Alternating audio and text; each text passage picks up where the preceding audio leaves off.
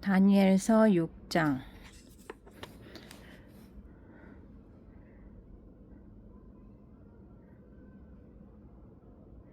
다리우스는 자기의 뜻대로 나라 안에 지방장관 120명을 세워서 나라를 다스리게 하였다. 또 그들 위에 정승 3사람을 세웠는데 다니엘도 그 사람 가운데 한 사람이었다. 그리고 지방장관들이 정승들에게 업무를 보고하게 하여 왕에게 피해를 끼치는 일이 없도록 하였다. 그런데 다니엘이 다른 정승들이나 지방장관들보다 더 우수하였으므로 왕이 그를 나라의 통치자로 임명하고자 하였다. 그러자 다른 정승들과 지방장관들이 다니엘이 나라 일을 잘못 처리한 것을 찾아내려 하였다. 그러나 그들은 그에게서 아무런 실책이나 허물을 발견하지 못하였다. 다니엘이 임무에 충실하여 아무런 실책이나 허물이 없었기 때문이다. 그래서 그들은 서로 말하였다. 다니엘이라는 자는 그가 믿는 하나님의 법을 문제 삼지 않고는 고발할 근거를 찾을 수 없다. 그리하여 총리들과 방백들은 왕에게로 나와서 아뢰었다. 다리우스 임금님 만수무강하시기를 빕니다. 이 나라 정승들과 대신들과 지방장관들과 고문관들과 총독들이 모두 의논한 바가 있습니다. 임금님의 법을 한 가지 만드셔서 금령으로 내려주시기를 요청하기로 하였습니다. 그 법은 앞으로 30일 동안에 임금님 말고 다른 신이나 사람에게 무엇을 강구하는 사람은 누구든지 사자굴에 집어넣기로 한다는 것입니다. 바라오께는 임금님이 이제 금령을 세우시고 그 문서에 임금님의 도장을 찍으셔서 메대와 페르시아에 고치지 못하는 법을 따라서 그것을 다시 고치지 못하게 하시기를 바랍니다. 그리하여 다리우스 왕은 금령의 문서에 왕의 도장을 찍었다. 다니엘은 왕이 금령 문서에 도장을 찍은 것을 알고도 자기의 집으로 돌아가서 다락방으로 올라갔다. 그 다락방은 예루살렘 쪽으로 창문이 나 있었다. 그는 늘 하듯이 하루에 3번씩 그의 하나님께 무릎을 꿇고 기도하며 감사를 드렸다. 그때 다니엘을 모함하는 사람들이 들이닥쳐 다니엘이 그의 하나님께 기도하며 간구하는 것을 목격하였다. 그들이 왕에게로 나아가서 다니엘을 고발하려고 왕에게 금령을 상기시켰다. 임금님이 금령의 도장을 찍으시고 앞으로 30일 동안 임금님 외에 다른 신이나 사람에게 무엇을 간구하는 사람은 누구든지 사자굴에 던지기로 하지 않으셨습니까? 왕이 대답하였다. 그의 일은 고칠 수 없다. 그것은 메대와 페르시아의 법에 따라 확정된 것이다. 그들이 왕에게 아뢰었다. 임금님, 유다에서 잡혀온 다니엘이 임금님을 무시하고 또 임금님의 도장이 찍힌 금령을 무시하여 하루에 3번씩 기도를 드리고 있습니다.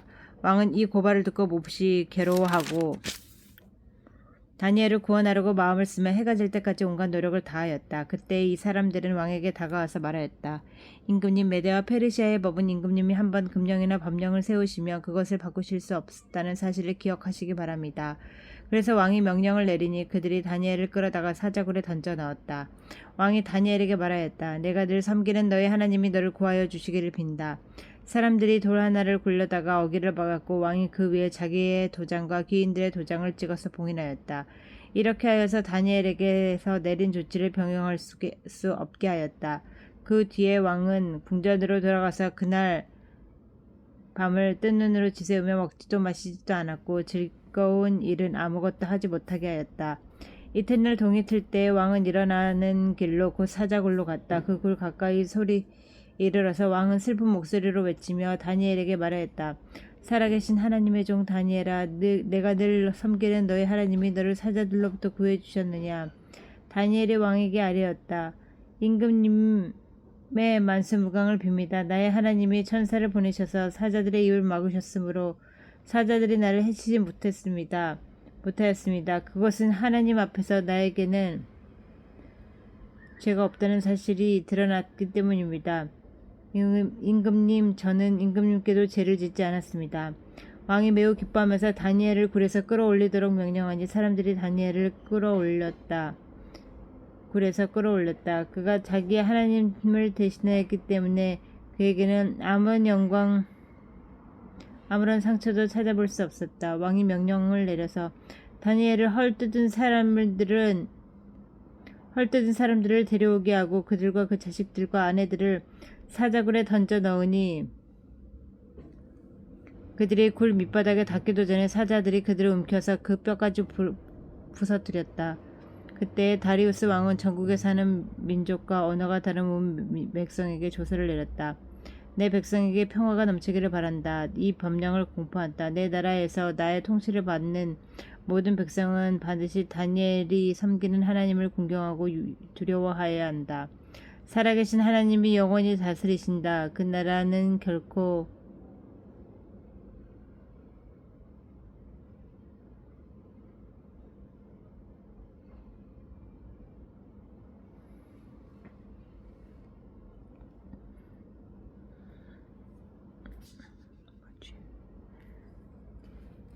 살아계신 하나님이 영원히 다스리신다. 그 나라는 멸망하지 않으며 그의 권세 무궁하다.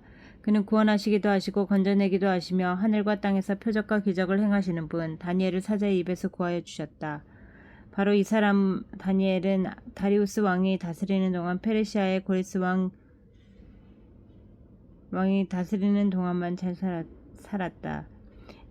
7장 벨사살이 바빌론 왕이 된 첫 해에 다니엘은 잠자리에서 꿈을 꾸면서 머릿속으로 환상을 보고 그 꿈을 적었다. 그가 적은 내용의 줄거리는 다음과 같다.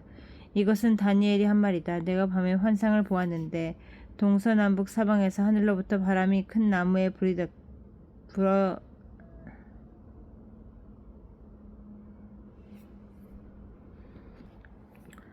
그러자 바다에서 모양이 서로 다르게 생긴 큰 짐승 4마리가 올라왔다.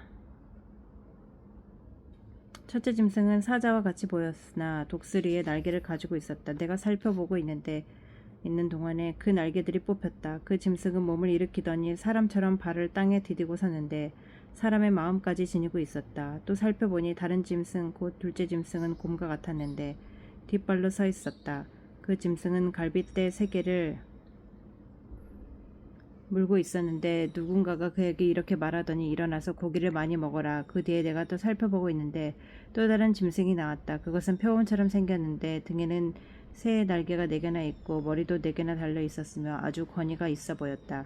그 뒤에 내가 밤의 환상을 계속 살펴보았는데 넷째 짐승이 나왔다. 그것은 사납고 무섭게 생겼으며 힘이 아주 세었다. 이 짐승은 새로 된 큰 이빨을 가지고 있어서 그것으로 먹이를 잡아먹고 으스러뜨리고 먹고 남은 것은 발로 짓밟아 버렸다. 그 짐승은 앞에서 말한 짐승들과는 달리 뿔을 10개나 달고 있었다. 내가 그 뿔을 유심히 살펴보고 있자니 다른 작은 뿔 하나가 그 뿔들 사이에서 돋아났다. 먼저 나온 뿔 가운데서 셋이 새로 돋아난 그 뿔에 밀려서 뿌리째 뽑혔다. 새로 돋아난 뿔은 사람의 눈과 같은 눈을 가지고 있었고 입이 있어서 거만하게 떠들었다. 내가 바라보니 옥자들이 놓이고 한 옥자에 옛적부터 계신 분이 앉으셨는데 옷은 눈과 같이 이고 머리카락은 양털과 같이 깨끗하였다. 옥자에서는 불꽃이 일고 옥자의 바퀴에서는 불길이 솟아났으며 불길이 강물처럼 그에게서 흘러나왔다. 수종드는 사람은 수천이요 모시고 서 있는 사람이 수만이었다. 심판이 시작되는데 책들이 펴져 있었다. 내가 보고 있는 동안에 작은 뿔이 크게 떠드는 소리를 들을 수 있었다. 내가 살펴보니 넷째 짐승이 살해되고 그 시체가 뭉그러져서 타는 물에 던져졌다. 그리고 그 나머지 짐승들은 그들의 권위를 빼앗겼으나 그 생명은 얼마 동안 연장되었다. 내가 밤에 이러한 환상을 보고 있을 때에 인자 같은 이가 오는데 하늘 구름을 타고 와서 옛적부터 계신 분에게로 나아가 그 앞에 섰다. 옛부터 계신 분이 그에게 권세와 영광과 나라를 주셔서 민족과 언어가 다른 뭇 백성이 그를 경배하게 하셨다. 그 권세는 영원한 권세여서 옮겨가지 않을 것이며 그 나라는 멸망하지 않을 것이다. 나 다니엘은 마음속에 괴롭고 머리에 환상들이 나를 번민하게 해서 거기에 서 있는 천사들 가운데 하나에게 가까이 가서 이 모든 일을 두고 참 뜻을 물었다. 그가 나에게 설명하면서 그 일을 풀이하여 알려주었다. 이 큰 짐승 4마리는 앞으로 땅에서 일어날 내 왕이다. 그러나 가장 높으신 분의 성도들이 나라를 얻을 것이며 영원히 그것을 누릴 것이다. 그때 나는 넷째 짐승의 참뜻을 더 알고 싶었다. 이 짐승은 다른 모든 짐승과 달랐으며 매우 사납고 새 이빨과 노새 발톱으로 먹이를 잡아먹고 으스러뜨리고 그 나머지 짐승들을 발로 짓밟아 버렸다. 나는 또 그 짐승의 머리에 있던 10뿔과 새로 돋아난 다른 뿔 하나도 알고 싶었다. 그 다른 뿔 앞에서 새 뿔이 빠졌다. 그 뿔에는 눈들이 있고 크게 떠드는 입이 있었으며 그 모습이 다른 뿔들보다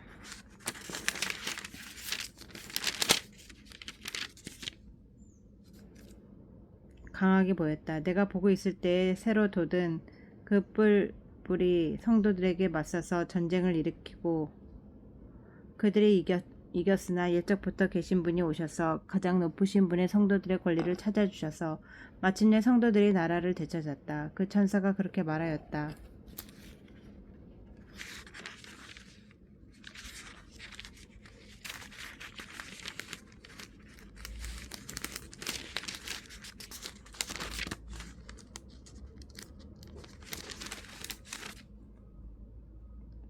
넷째 짐승은 땅에 일어날 넷째 나라로 다른 모든 나라와 다르고 온 땅을 삼키고 짓밟고 으스러뜨릴 것이다.